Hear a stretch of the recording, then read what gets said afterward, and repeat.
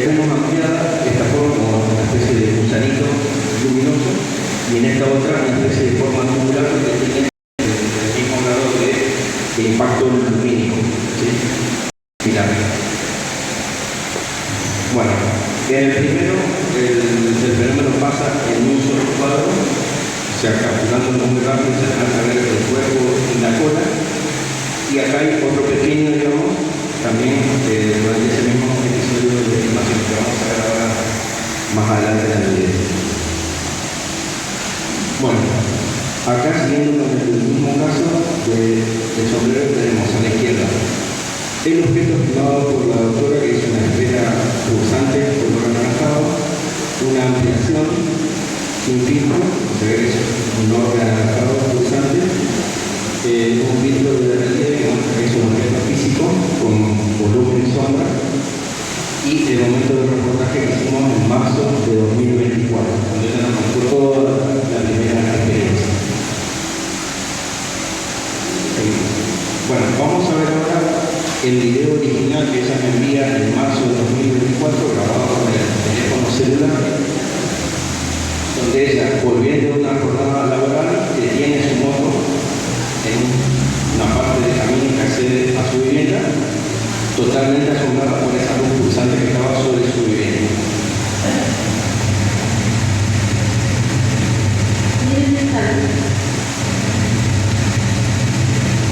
Miren esa luz que te indica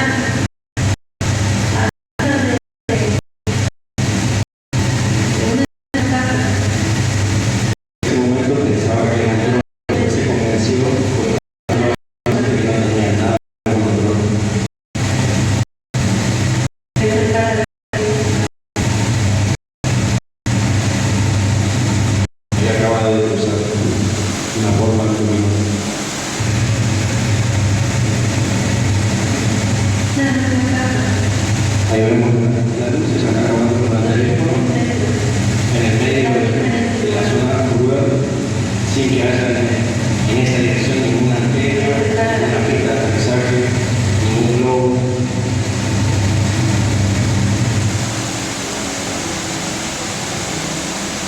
Bueno, hay un segundo video que se mandó varios en 2024, pero hay uno bastante interesante en junio del 2024, donde ella graba desde su patio, ahí frente a los animales de correnteza, una luz en dirección sudoeste, o sea, dando arriba.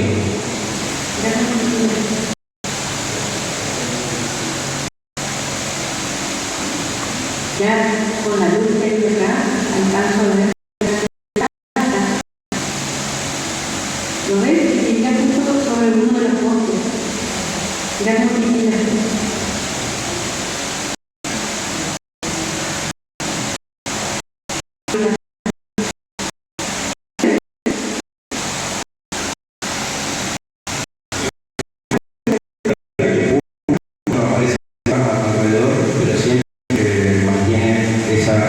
Ese patrón anómalo, digamos, de no tener luces de posición, ni de salir bruscamente, ni subir, ni hacer el tránsito como ruta eléctrica en dirección al río, ¿sí?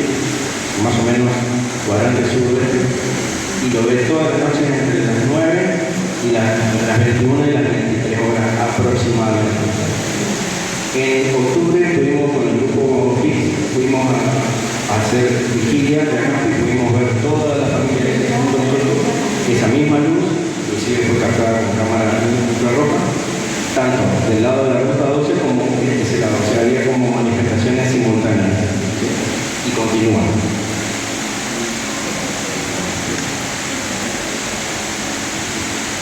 Bueno, y la sexta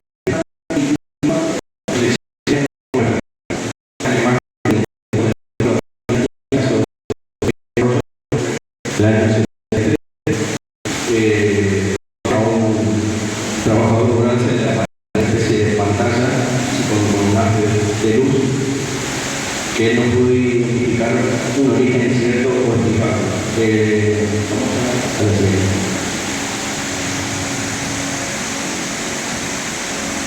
Bueno, el caso que yo voy a mencionar fue comentado en la reunión del Club, que es la reunión que administra mi colega de Corrientes, Pablo Comastot, desde hace 10 años, y ahí nos comentó, ¿puede estar aquí a la imagen?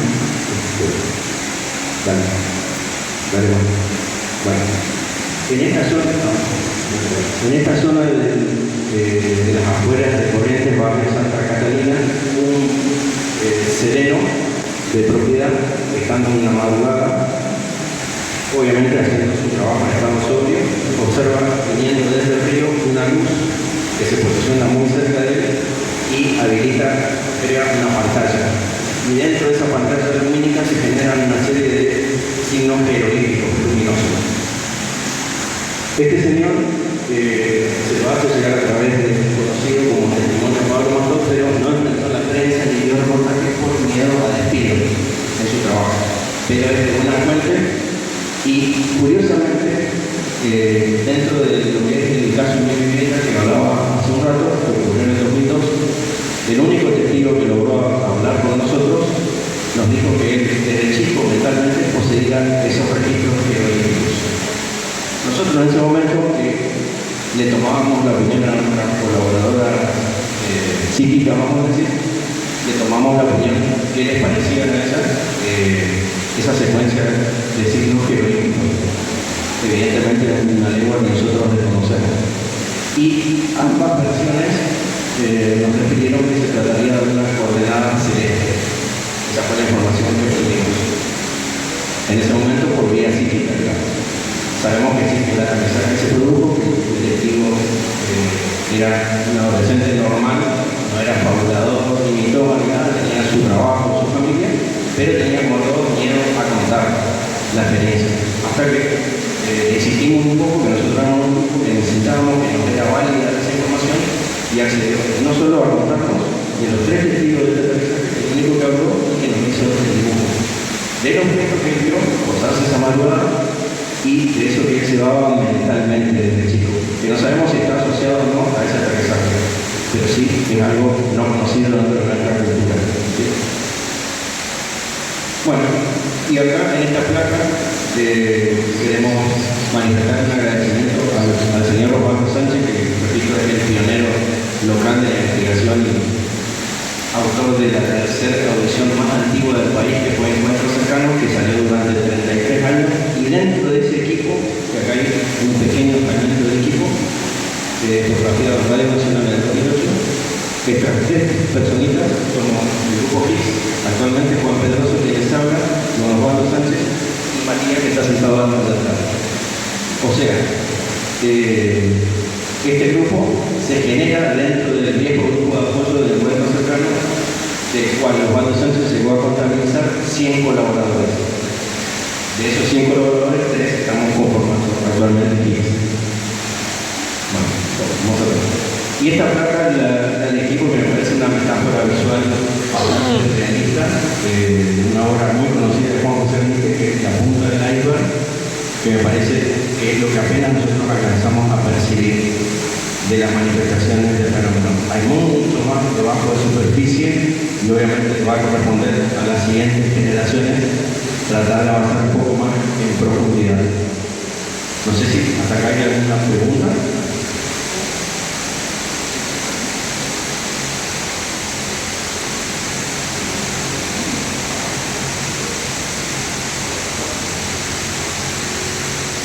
Matías.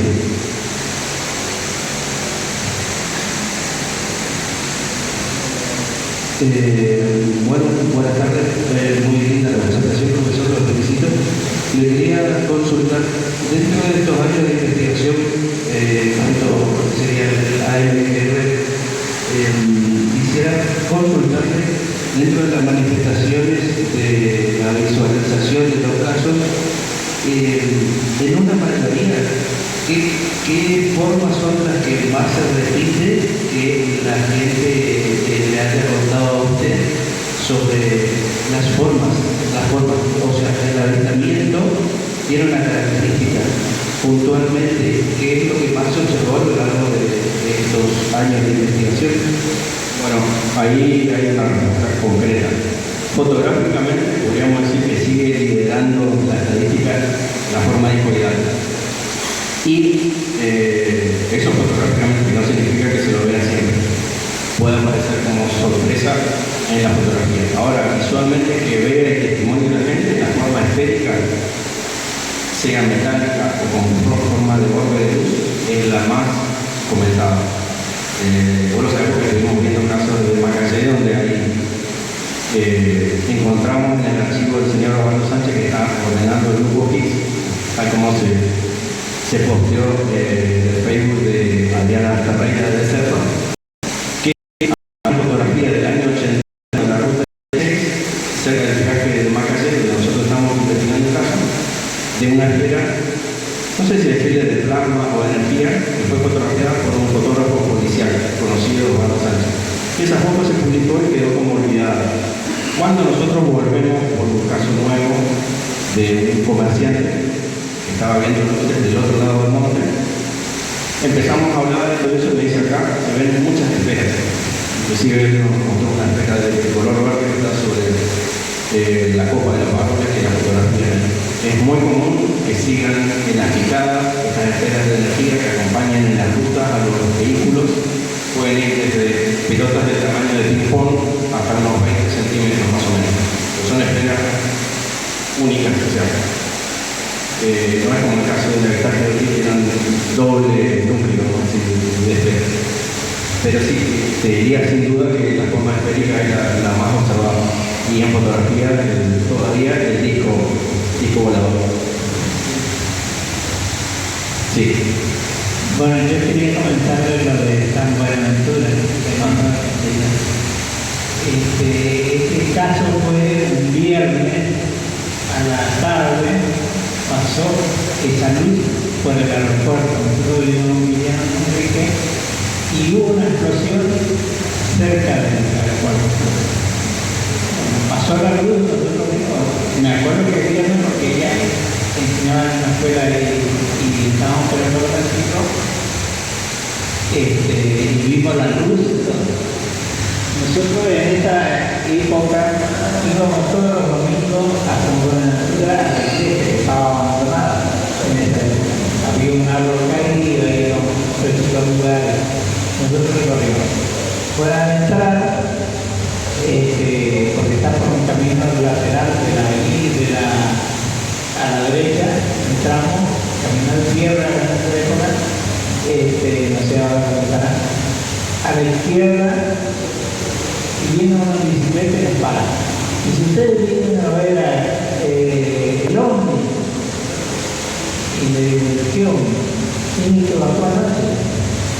Y bueno, yo en esa época estaba o ya estaba metido en la investigación, en la búsqueda. Bueno, le dije a la niña, vamos, entramos, era la mano izquierda, a 30 metros más o menos de la calle, había una zona de pastizal y vimos ahí más o menos un círculo que yo no tenía elementos para medir, pero calculé de dentro de 20, 30 metros, un círculo. Y bueno, como yo también leí mucho todos los libros de cuarta dimensión, que creo que tenía todo. Y ahí había algunos protocolos para identificar lo que era real y lo que no. Nos fuimos y recorrimos, y era el pastizal, estaba como peinado de derecha a izquierda, todo. Y en el medio había una marca aparentemente de un trípode, pero muy chiquito, que era una punta que ingresaba a la tierra. Y alrededor de eso había como cáscara de huevo quemado, algo así. Y del círculo de pasto peinado salía una ramificación como los círculos de cosecha que ahora que aparentemente algún vehículo más chico que se dedicó a recorrer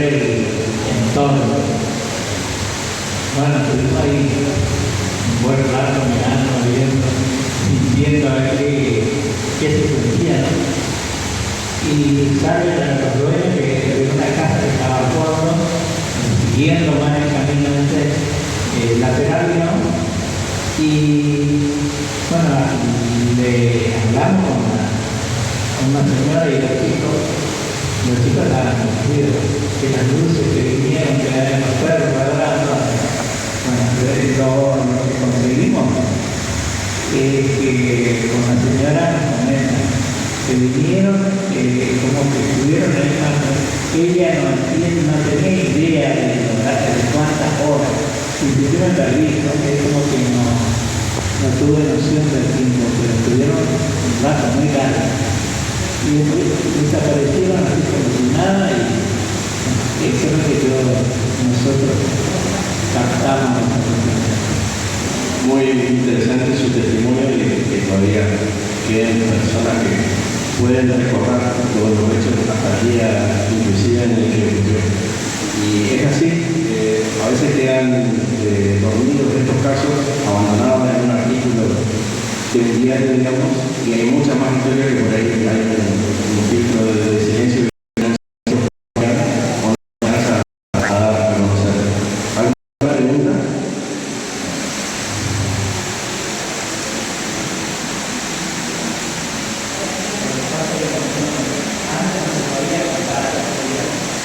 Sí, digamos que se fue abriendo la información progresivamente con Internet, con la televisión por cable, después el Internet y ahora con las redes. Que si bien todo el mundo testimonia, también todo el mundo opina y embarra, ¿no es cierto? Hola, buenas tardes. Buenas tardes. Dos cositas. Una, Sí. en el año 85 en San Martín se vio durante una semana una esfera en el cielo, un poquito más de una semana, como 9 días más o menos. Era una esfera muy brillante y de la escuela primaria hasta se escondía el sol de esa esfera que venía. La radio grande era un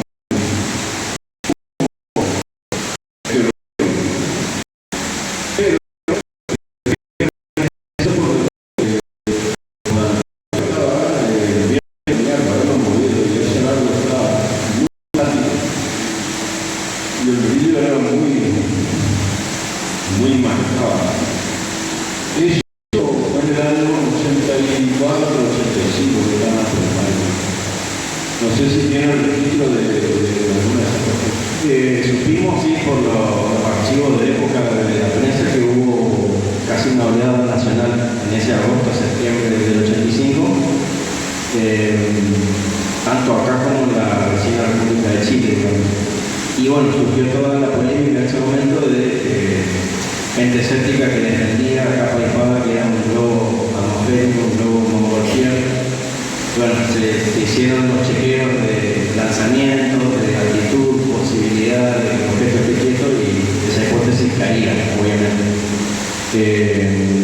Creo que se hicieron fotografías desde el Observatorio de La Plata y también aficionados con telescopios de mediana calidad que corroboraron que eso no era para nada un globo atmosférico, precisamente porque no puede estar quieto.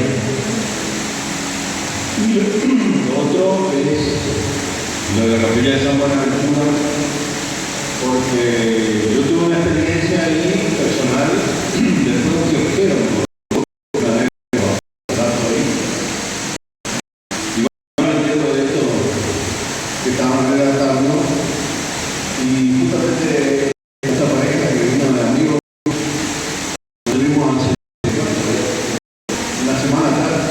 Una experiencia muy fuerte ahí, en ese lugar. Y bueno, pero ya ellos estaban dispuestos a dar su testimonio de lo que pasó en el lugar. En la misma zona donde fue el aterrizaje. Buenas tardes. Sí, sí. Acérque más el micrófono, por favor. Gracias.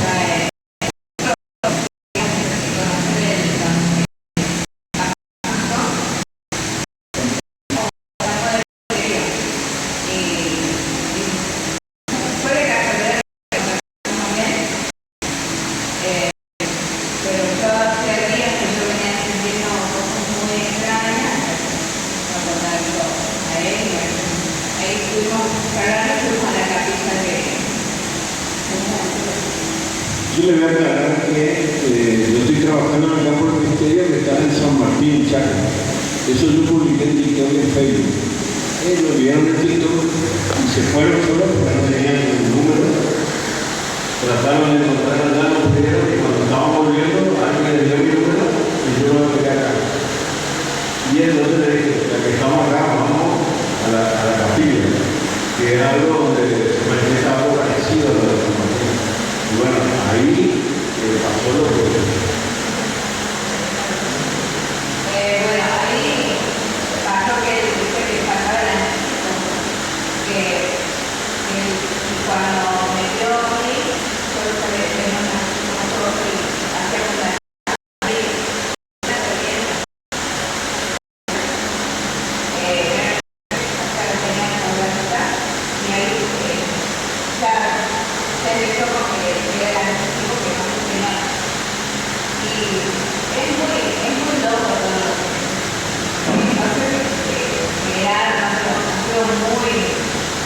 muy loco, muy fuerte para nosotros y la verdad que yo a la sí estaba era imagen de la capilla, relámpago, las palmeras, así que lluvían y él estaba trabajando conmigo porque yo traía de mi linaje sanguíneo. Yo soy de Santiago y bueno, el linaje de sangre traía, yo ya sabía que venía haciendo un trabajo interno, así que bueno, tuvimos que hacer otro trabajo para poder salir con y después la entrega que el campo de mi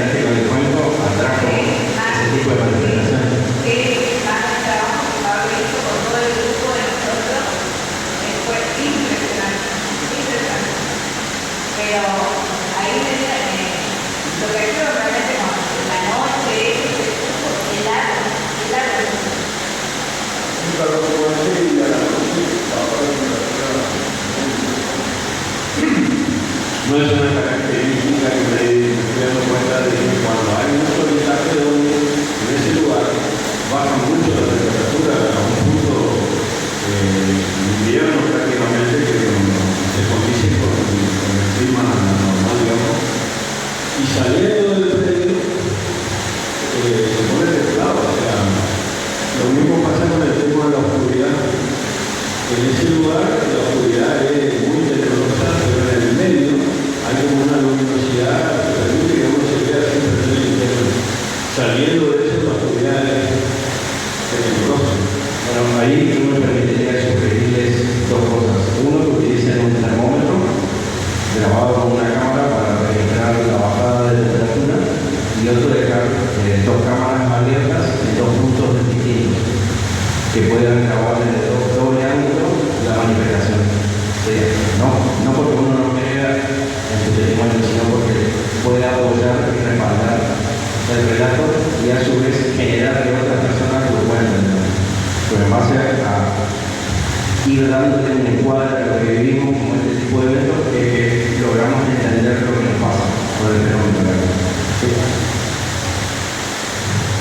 Bueno, vos querías preguntar.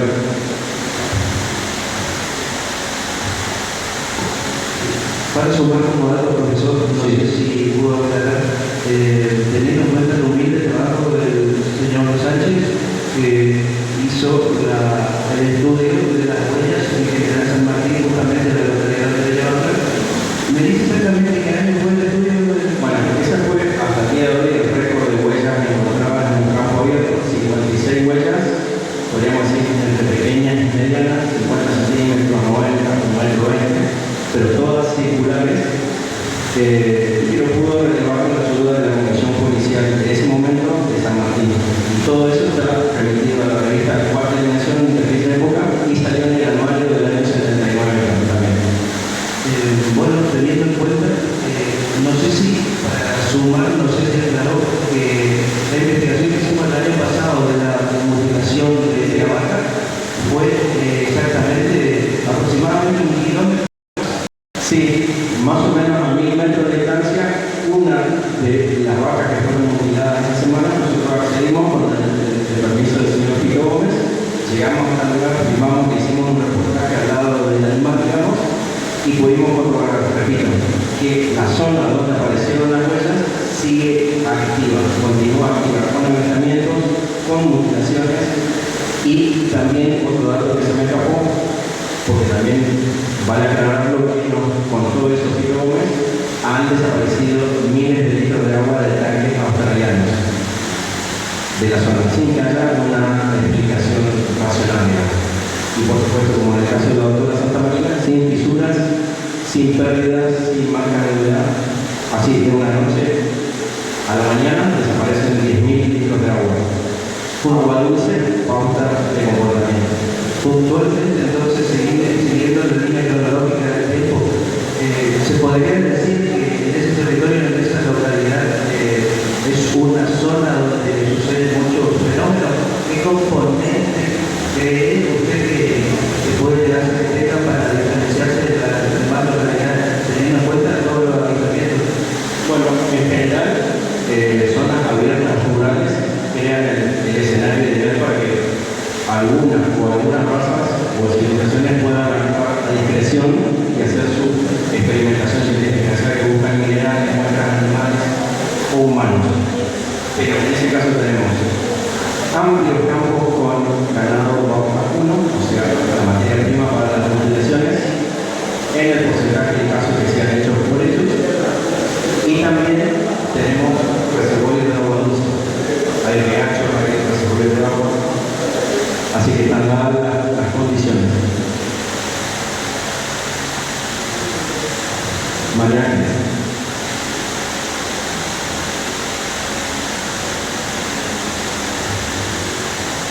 Bueno, doctor Marcelo, colega, quería hacer una consulta de dónde viene esta pasión por la oncología.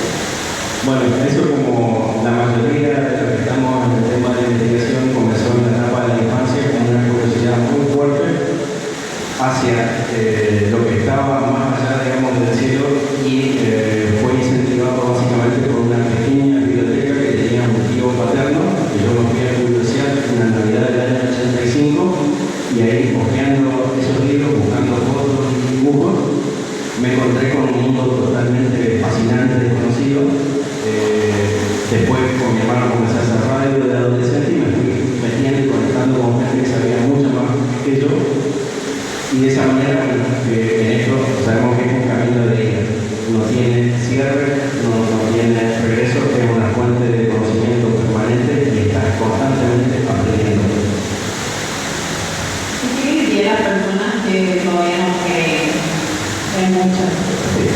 Y bueno, seguramente esas personas les aguardan una experiencia todavía más realista para que hagan el clic y decidan testimoniar. Si bien los procesos de cada persona son únicos y personales, cada uno sabe cuándo hablar, qué contar y cómo contarlo, pero depende de varios contextos, depende del contexto familiar, a veces puede jugar en contra, depende del contexto religioso, depende del contexto laboral y sociocultural, que sería el que más se está abriendo ahora en el tema de desclasificación. Pero diría que el más heavy es el laboral y el familiar. Yo creo que también tiene que ver con la cuestión cultural también. Yo soy de Paso de los Libres, que hace 15 años acá en el Frente Chaco, y Bueno, paso los días había muchos avistamientos porque estamos conectados con el río Uruguay y también tenemos varias lagunas donde realmente siempre se vieron, bueno, la mayoría de la gente siempre vio cosas, pero nunca hubo un lugar como para hablar y poder expresar porque estamos en una ciudad también fronteriza, donde está Uruguay, Brasil, donde también era un lugar donde se veía muchas cosas. Además, para dar el corte de tu papá investigaba. Sí, mi papá también era ingeniero de telecomunicaciones y trabajaba en Fortaleza, en la red de Oro Brasil, donde, bueno, de chico, en teoría, por lo que me había contado, nunca había tenido una experiencia cercana, digamos, a lo que es el mundo ovni, pero me llamaba muchísimo la atención la gente, cómo se acercaba, y decía, vos que sos ingeniero de telecomunicaciones, nunca vi.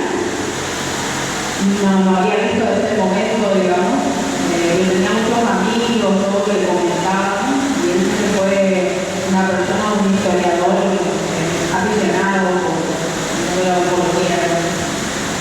Él trabajaba en la radio mucho tiempo como aficionado, digamos, y comentaba. Pero la gente de la misma ciudad, de él, intentar contar, preparar sus analogías, digamos, nivel de conciencia cero, lamento decir esto, pero ha crecido mucho tanto los niveles, pero es un punto importante, es un canal que siempre se debería ir, sobre todo sobre la zona costera. Mucha gente comenta, la zona rural también, pero es algo que queda, como decía hoy el compañero, que comentaba que no es un tema para hablar con todas las personas, no se puede porque ya solo yo siento una cuestión más allá de la percepción, no es solo eso, sino que hay algo como espiritual, podría decir, como que nos sentimos un poco más trascendentales para otro tipo de personas que realmente uno no directamente ya ni siquiera emite el comentario porque ya sabe lo que va a decir la persona y uno también empieza a encontrar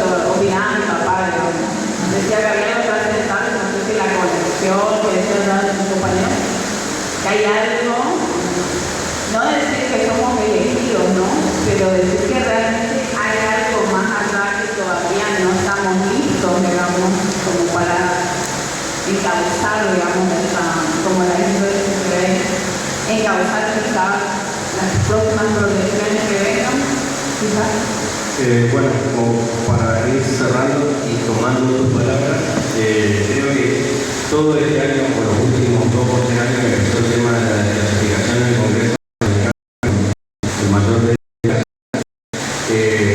no solamente sobre la mesa internacional,